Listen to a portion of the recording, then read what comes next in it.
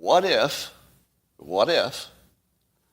laziness is a habit of thinking about the cost of things or the effort instead of thinking about the payoff? I'm going to say it again to get a few more heads to explode. What if laziness is nothing but a habit of thinking about the effort instead of thinking about the outcome? What if you could reverse laziness by simply developing a habit of thinking more about the, let's say, the delicious food that you would like to enjoy instead of how long it would take you to get up and go get it? Holy shit is right. Holy shit is right.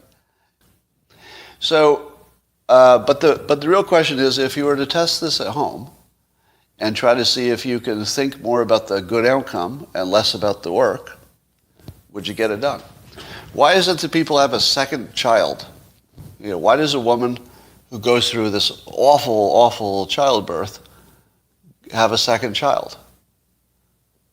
Don't they always say the same thing? If I remembered how bad this was, I wouldn't do it again. Right? So the not thinking about the effort is vital to actually the survival of humanity. If we focused on how hard it was to have a baby, you just wouldn't do it. Or you do too little of it. But if you focus on how awesome it would be to have a family, well, there you go.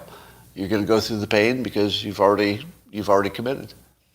So, and I have this experience with writing books.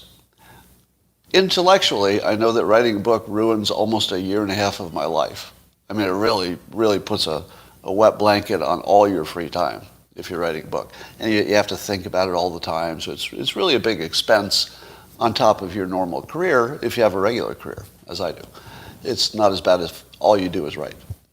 So the way that I can write a book is I have to forget about how hard it is and just think about how cool it is to have a book if it does well.